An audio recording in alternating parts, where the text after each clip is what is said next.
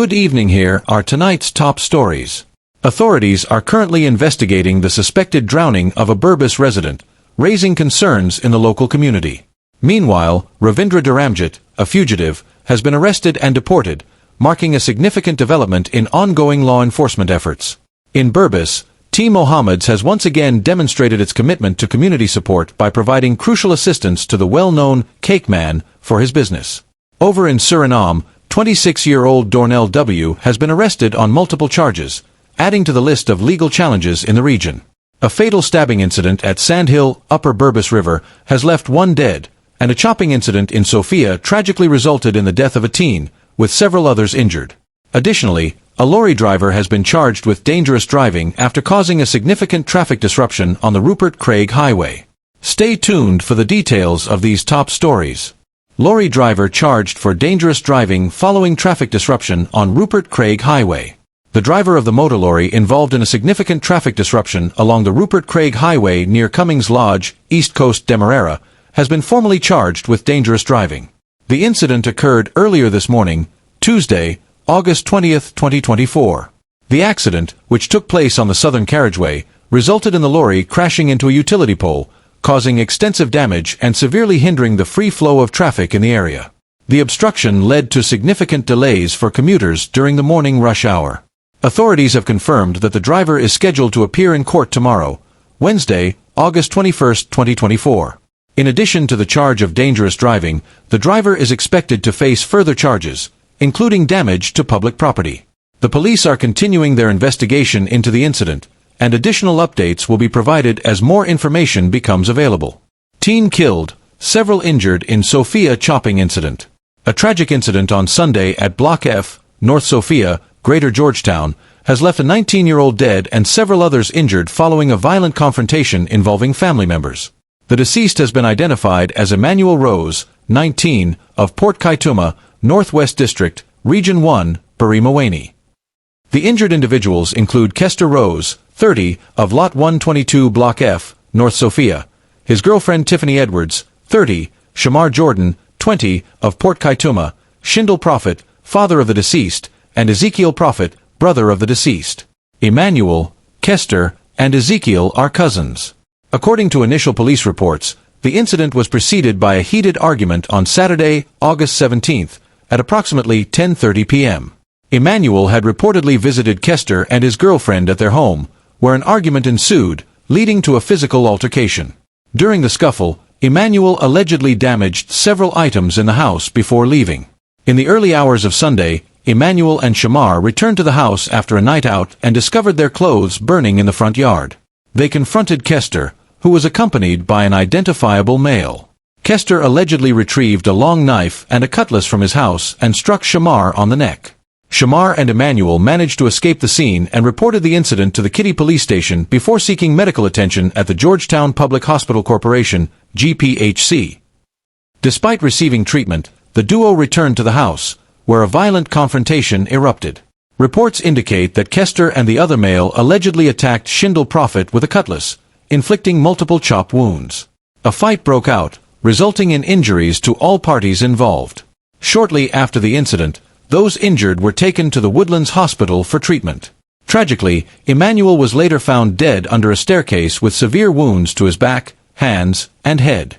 A blood-stained knife without a handle was discovered approximately 20 feet from his body. Kester and Tiffany Edwards were subsequently taken to GPHC by concerned citizens, where they were admitted with multiple chop wounds. It is reported that the family had been experiencing ongoing disputes following the death of a grandparent about a month ago. Emmanuel had recently moved from Port Kaituma to North Sophia with his friend, Shamar Jordan, and the pair had been living in a separate house on the property. Tensions between the cousins reportedly escalated, leading to the tragic events of Sunday. The police are continuing their investigations into the incident. Fatal stabbing incident at Sandhill, Upper Berbice River. Tragedy struck on Monday when 22-year-old Francis Suku, a laborer from Sandhill, Upper Berbice River, was fatally stabbed during an argument that erupted during a drinking session. According to a statement from police headquarters, Suku was socializing with the suspect and a group of friends at a local shop around 1700 hours. The men were reportedly consuming alcohol when an argument ensued between Suku and the suspect. The altercation quickly escalated, with Suku becoming agitated and slapping the suspect several times. Enraged, the suspect left the scene but returned shortly after armed with a pair of scissors. In a fit of anger, the suspect attacked Suku, stabbing him 5 times. Suku collapsed from his injuries as the suspect fled the scene. Despite efforts to save him, Suku was pronounced dead upon arrival at the Linden Hospital complex. Law enforcement authorities have launched a manhunt for the suspect, who remains at large. The investigation into this incident is ongoing as police work to apprehend the individual responsible for Suku's death. Arrest of 26-year-old Dornell W in Suriname on multiple charges.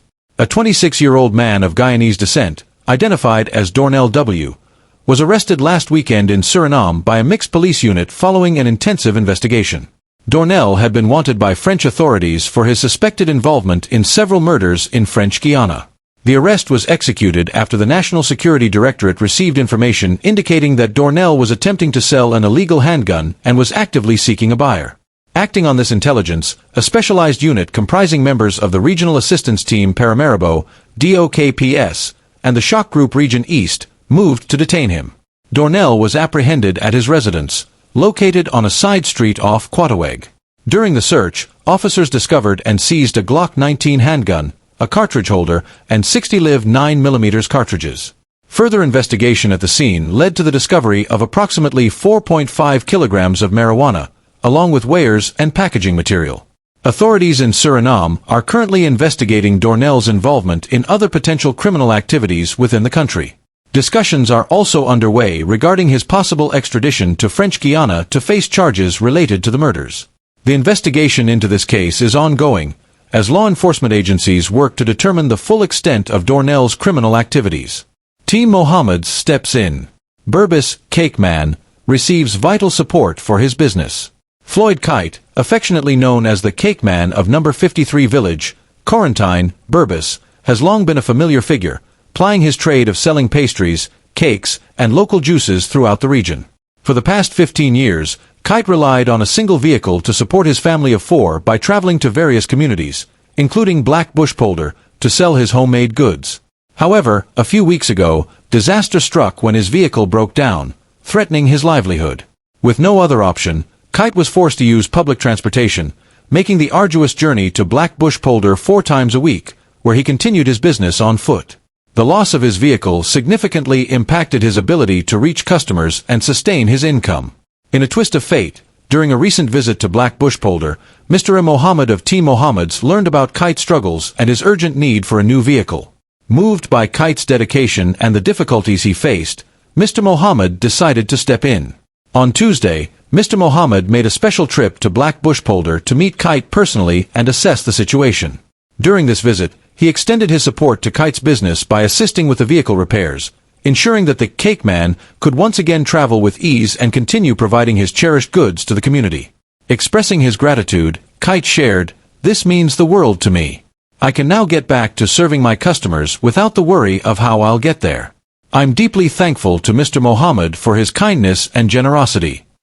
Team Mohammed's commitment to supporting local entrepreneurs like Floyd Kite is a testament to their dedication to community development and upliftment. Through this act of kindness, the Cake Man can continue his long-standing tradition of delivering delicious pastries to the people of Berbice.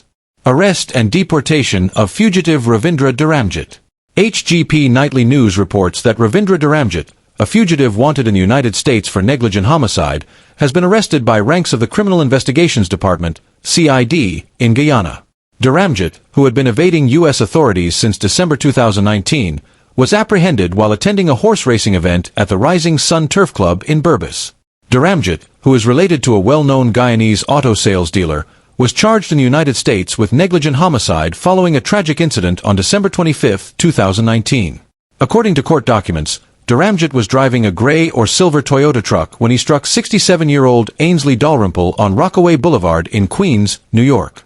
Dalrymple was crossing the street near 114th Street in South Ozone Park at approximately 9:30 p.m. when he was fatally injured by Dharamjit, who allegedly fled the scene, leaving Dalrymple to die from severe head and body trauma. Following the incident, Dharamjit fled to Guyana, where he was reportedly being harbored by relatives. His arrest came after coordinated efforts between the CID and U.S. authorities. After being taken into custody, Dharamjit was handed over to FBI agents and has since been deported to the United States to face charges.